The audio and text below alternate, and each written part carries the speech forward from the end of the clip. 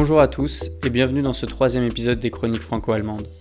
Cette série de podcasts, conçue à l'occasion de la journée franco-allemande et financée par le Fonds citoyen franco-allemand, a pour objectif d'explorer de grandes thématiques européennes et d'analyser les différences et points communs de traitement de ces sujets en France et en Allemagne.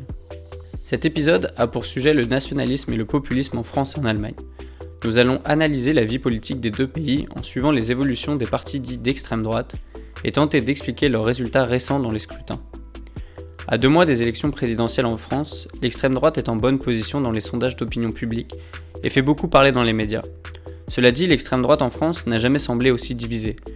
Le Rassemblement national ne fait plus figure de représentant unique comme en 2017, Florian Philippot et surtout Éric Zemmour se sont lancés dans la course et débauchent une part significative de l'électorat de Marine Le Pen.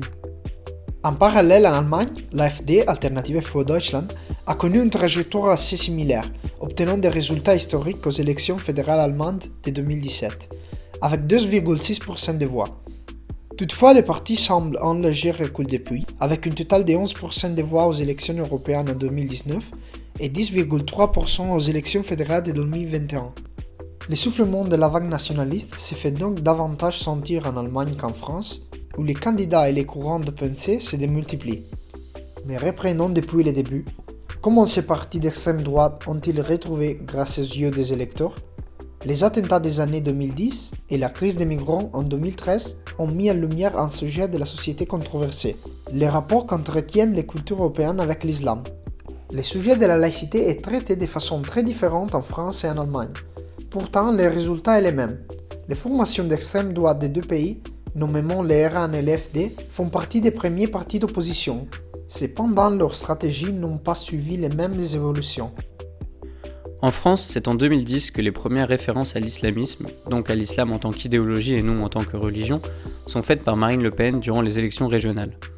Les attentats terroristes qui ont touché la France en 2015 et 2016 ont donné une résonance particulière à ces propos, et des citoyens souhaitant se débarrasser de l'islamisme radical sont venus gonfler les rangs des sympathisants du RN.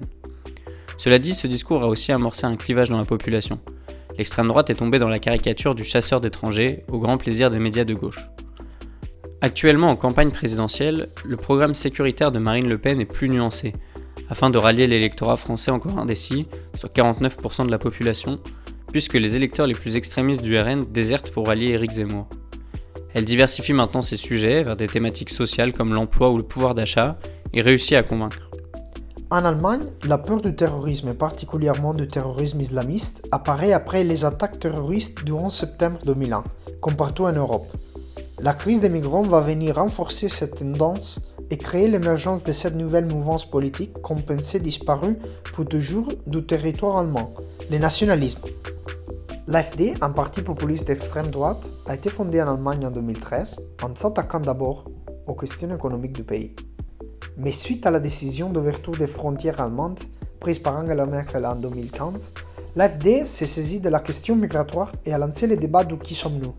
C'est un tournant radical de la campagne menée par Frauke Petry, dirigeante de l'AfD, qui a surfé sur la vague nationaliste européenne. La base électorale de l'AfD va alors exploser et les partisans de Pegida vont rejoindre le mouvement pour gagner 92 sièges au Bundestag en 2017. Aujourd'hui néanmoins, le parti peine à agrandir sa base électorale. Le bilan de la politique d'accueil d'Angela Merkel est plutôt positif et le processus d'intégration des migrants est aujourd'hui bien huilé. Ne sachant comment se réinventer, l'AfD s'est fait oublier. Mais au-delà des différences purement conjoncturelles, d'autres éléments expliquent la différence entre le poids politique du RN en France et de l'AfD en Allemagne. C'est le cas notamment du système de scrutin, différent d'un pays à l'autre. En France, on applique le scrutin uninominal majoritaire à 2 tours. Cela signifie que les 2 candidats avec le plus de votes au premier tour s'affrontent en duel lors du deuxième tour pour désigner le vainqueur. Tout candidat atteignant plus de 50% des voix au premier ou au second tour est élu président de la République française. En France, on élit un personnage et sa tendance politique. En Allemagne, le scrutin est proportionnel plurinominal. Cela signifie que les partis politiques allemands obtiennent un nombre de sièges dans les institutions qui est proportionnel au nombre de voix qu'ils ont rassemblées dans les urnes. En Allemagne, on compose un parlement représentatif de la population votante.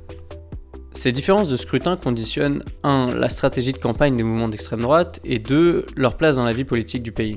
En France, Marine Le Pen et Éric Zemmour sont les figures de leurs partis respectifs. L'accent est davantage mis sur la personne qu'ils sont, presque plus que sur leurs idées.